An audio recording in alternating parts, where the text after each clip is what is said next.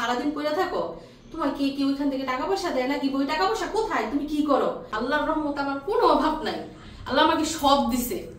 আজ পর্যন্ত ওইখান থেকে একটা টাকাও আমি ধরি নাই, একটা পয়সা আমি খরচ করি নাই। উনি আমাকে এখনো বলে যে তুমি সব বাদ দাও, সব বাদ দাও, আমরা সংসার করি। মানে উনি কিন্তু এই যে ইউটিউবে যে আমি ভিডিও দেই, এটা কিন্তু ওনার একদম অপছন্দ। উনি মোটেও এটা সাপোর্ট করে না।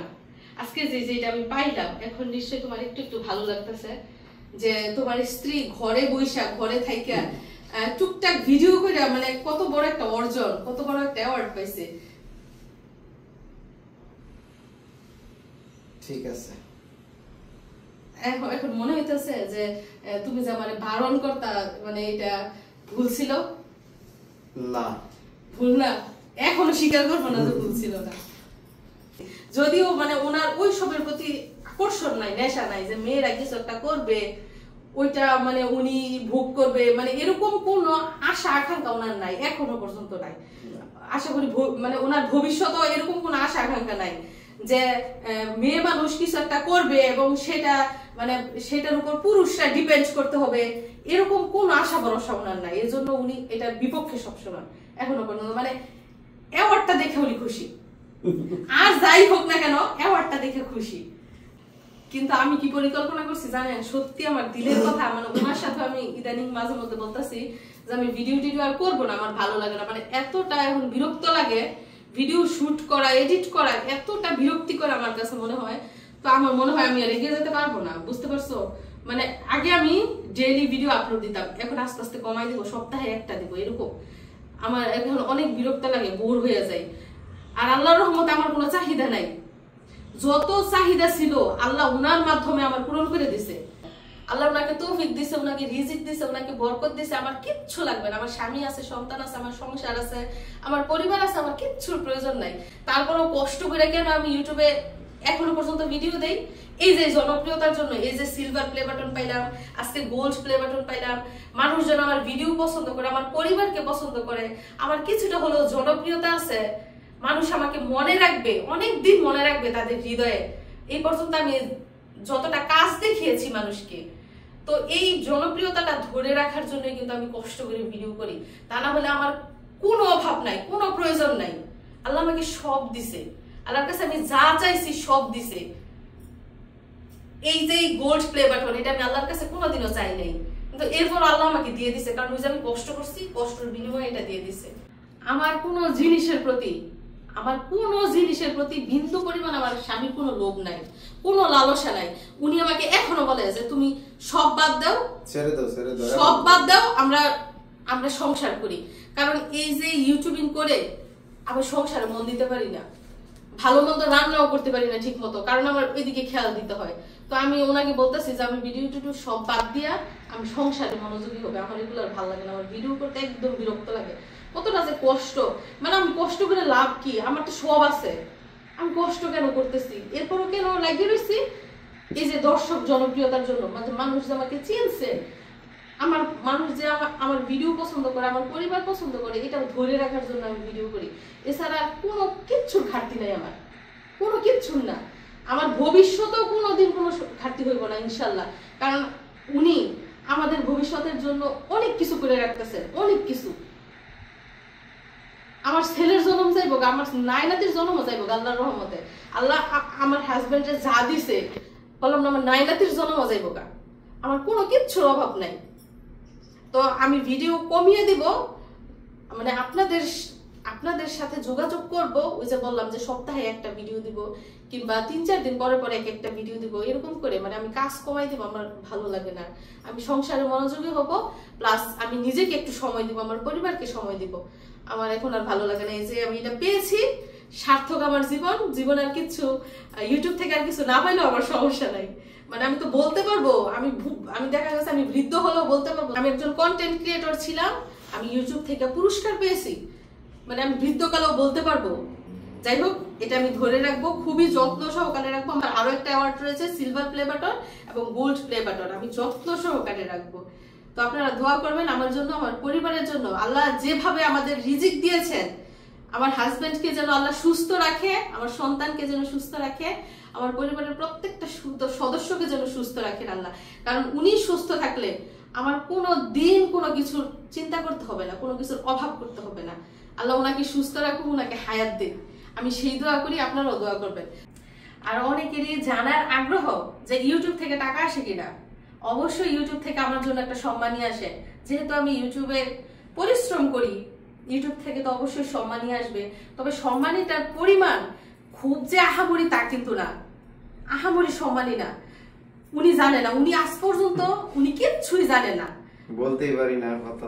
উনি আজ পর্যন্ত আমাকে কোনোদিন জিজ্ঞেস করে নাই যে এই যে ইউটিউবে তুমি সারাদিন পড়ে থাকো, তোমার কি কি ওইখান থেকে টাকা পয়সা দেয় নাকি, ওই টাকা পয়সা কোথায়, তুমি কি করো, আজ পর্যন্ত কোনোদিন উনি আমাকে জিজ্ঞেস করে নাই। মানে আজকে আমি ওনাকেও বলতেছি, আপনাদেরকেও বলতেছি, সেটা হচ্ছে ইউটিউব থেকে আমাকে যে সম্মানীটা দেয়, ওই সম্মানী এখনো পর্যন্ত ওই জায়গায় আছে যে জায়গায় ইউটিউব পাঠায়। আজ পর্যন্ত ওইখান থেকে একটা টাকাও আমি ধরি নাই, একটা পয়সাও আমি খরচ করি নাই, কারণ আমার প্রয়োজন পড়ে নাই, কোনোদিনও প্রয়োজন পড়ে নাই। তো অদূর ভবিষ্যতে আমি যখন বৃদ্ধ হয়ে যাব তখন প্রয়োজন পড়বে কিনা জানি না, কিন্তু ইউটিউব থেকে যে সম্মানীটা আমাকে দেয়, যে সালামিটা দেয়, ওইটা ওইখানে সংরক্ষিত অবস্থায় আছে, মানে অনেকটা রিজার্ভের মতো। যেমন বাংলাদেশের টাকা কেন্দ্রীয় ব্যাংকের রিজার্ভ থাকে না, সেম আমার তো এরকমের। মানে ওইখান থেকে আমি কোনো দিনও চাইলে না পয়সাও আমি ধরি নাই, খরচও করি নাই, কিন্তু উনি আমাকে কোনোদিন জিজ্ঞাসা করে নাই যে এই কোথায় তুমি যে ইউটিউবে সারাদিন খাটো, কোথায় কি পাও তুমি দাও আমাকে, কিংবা আমাকে দেখাও। কোনোদিন উনি জিজ্ঞেস করে না। উনার একটাই কথা, বাদ দাও, সব বাদ দাও, তুমি এটার মধ্যে পড়ে থাকো কেন, তুমি সংসারে মন দাও, তুমি সময় দাও। উনি শুধু এগুলা বলে। তো আপনাদের ওই জিনিসটা ক্লিয়ার করলাম, ওনাকেও ক্লিয়ার করলাম যে ইউটিউব থেকে আমাকে যে সম্মানী দেয়, ওই সম্মানী যথাস্থানে সংরক্ষিত অবস্থায় আছে, কোনোদিনও আমি খরচ করি নাই। আর ইনশাল্লাহ আমার মনে হয় না ভবিষ্যতে আমার মানে একদম খুব আহামরি প্রয়োজন পড়বো, কারণ আলহামদুলিল্লাহ আমার স্বামী আছে, উনি যতদিন আছে আমার কোনো কিছুর কষ্ট করতে হইব না, কোনো কিছুর অভাব করতে হইব না। উনি আমার সব চাহিদা পূরণ করে, সব। আমি যখন যেটা চাইতেছি তখন সেই তার থেকে দ্বিগুণ তিনগুণ দিতেছে। তো আমার ওই ইউটিউব এইখান সেইখান এগুলার তো আমার প্রয়োজন পড়ে না। আমি এখনো বলতেছি কি, আমি ইউটিউবে কেন ভিডিও দেই, এই যে আমার জনপ্রিয়তাটাকে ধরে রাখার জন্য। তো শুরু হয়েছে আমার ইউটিউব, দেখা গেছে মজার ছলে আমার ইউটিউব শুরু হয়েছে।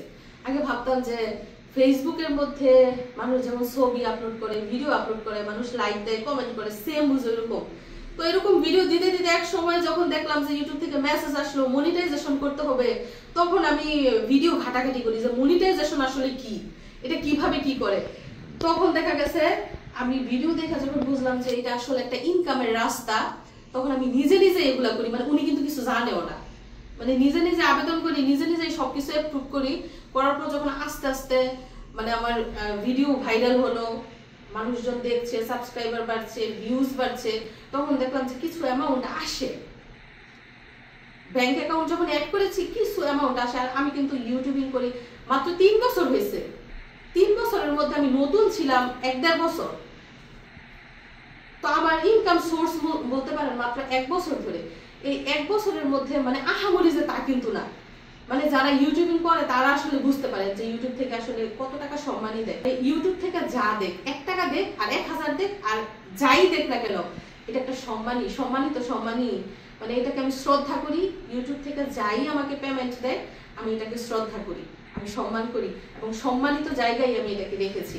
আশা করি ভবিষ্যতে যদি আমি এটা কোনোদিন কাজে লাগাই তাহলে আপনারা জানতে পারবেন যে ইউটিউব থেকে পাওয়া সম্মানী দিয়ে আমি এটা করেছি ওইটা করেছি। কিন্তু আজ পর্যন্ত ইউটিউবের সম্মানী দিয়ে আমি কিচ্ছু করি নাই, আমি কোনো কাজে লাগাইনি। তো এই হচ্ছে অবস্থা। আপনারা তো হিস্ট্রি শুনে গেছেন আমার ইউটিউবে কিভাবে আসা হয়েছে, কিংবা ইউটিউব থেকে আমি যে সম্মানী পাই সেটা দিয়ে কি করি, কিংবা ওই সম্মানের খবর উনি জানে কিনা, কিংবা আজও ওইটা আমি কোনো কাজে লাগিয়েছি কিনা, সবই জানতে পেরেছেন। আর কিছু কিছু দর্শকদের ধারণা, মানে আমরা যাই করি না কেন, মানে উনি যাই করে না কেন, একটা বাজার করে আমরা ভাবে যে এটা মনে হয় ওইটা দিয়ে হয়েছে, একটা কাপড় কিনলো মনে করে যে ওইটা দিয়ে হয়েছে। মানে উনি বাজার তো ভালো কথা, কাপড় চোপড় তো ভালো কথা, বছরে বছরে উনি আল্লাহর রহমতে জমি কিনতেছে, সব করতেছে, মানে মানে এত কিছু করতেছে যেগুলো মানে আমি ইউটিউবে সব দেখাইও না, এত কিছু করতেছে। তো এগুলো কি ইউটিউব থেকে হয়েছে? মিশারির আব্বু অনেক বছর ধরে সৌদি আরবে চাকরি করছেন এবং 2018 সাল থেকে ফ্যামিলি নিয়ে সৌদি আরবে থাকছেন। আমরা 6 বছর ধরে সৌদি আরবে আসা যাওয়া করছি। মানে কি আপনারা কি ধারণা করেন বুঝি না। ইউটিউবটা তো আমার কাছে শৌখিনতা, একটা শখের জায়গা, এতটুকুই।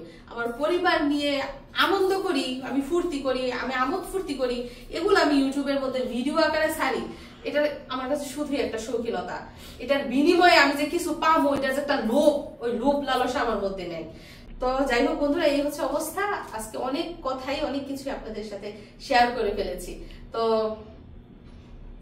আশা করি দর্শকদের বিভিন্ন ভুল ভ্রান্তি, বিভিন্ন ভুল ধারণাগুলো ভেঙেছে।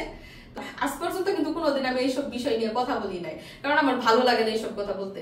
কারণ যেটা নিয়ে আমার লোভই নাই, ওইটা নিয়ে কি কথা বলবো। এই যে আমি যে অ্যাওয়ার্ডটা পাইছি, এখন এটা দেখে যে তুমি এত খুশি হইলা, এটার বিনিময়ে তুমি আমাকে কি উপহার দিবা না? তুমি তো আমাদের কথা দিছিলা যে 1 মিলিয়ন সাবস্ক্রাইবার হলে উনি আমাকে ফোন গিফট করবেন, আইফোন গিফট করবেন। এখন কি তোমার কি ওই কথার মধ্যে আসো না সরে গেছো? আইফোন না, সে দামিটা দিব। ওয়াও, মাশাআল্লাহ মাশাআল্লাহ। মানে চলো আজকে উনি কিন্তু আমাদের কথা দিয়েছে আইফোন থেকে দামি ফোন আমাকে গিফট করবে। আচ্ছা, আইফোন থেকে দামি ফোন কি বাজারে আছে? এখন আছে না, লেটেস্ট। মানে আইফোন থেকে দামি এবং লেটেস্ট ফোন যেটা, উনি ওইটা আমাকে গিফট করবে। আমরা আশায় আছি, আমরা সবাই দেখতে চাই উনি আমাকে কেমন ফোন গিফট করে, কত দামি ফোন গিফট করে। চলো আজকে দিব। আজকে কথা দিছো? প্রমিস? কত কত কত লক্ষ পর্যন্ত তুমি আছো? হাই কোয়ালিটির, মানে যত লক্ষ লাগে, যত লাগে। মাশাআল্লাহ মাশাআল্লাহ। তো আপনারা দোয়া করবেন আমার জন্য, আমার পরিবারের জন্য। আল্লাহ যেভাবে আমাদের রিজিক দিয়েছেন, আমার হাজবেন্ডকে যেন আল্লাহ সুস্থ রাখে, আমার সন্তানকে যেন সুস্থ রাখে, আমার পরিবারের প্রত্যেকটা সদস্যকে যেন সুস্থ রাখেন আল্লাহ। কারণ উনি সুস্থ থাকলে আমার কোনো দিন কোনো কিছুর চিন্তা করতে হবে না, কোনো কিছুর অভাব করতে হবে না। আল্লাহ ওনাকে সুস্থ রাখুন, ওনাকে হায়াত দিন। আমি সেই দোয়া করি, আপনারাও দোয়া করবেন। তো সবাই ভালো থাকবেন। আজকের মতো বিদায় নিচ্ছি। আল্লাহ হাফেজ।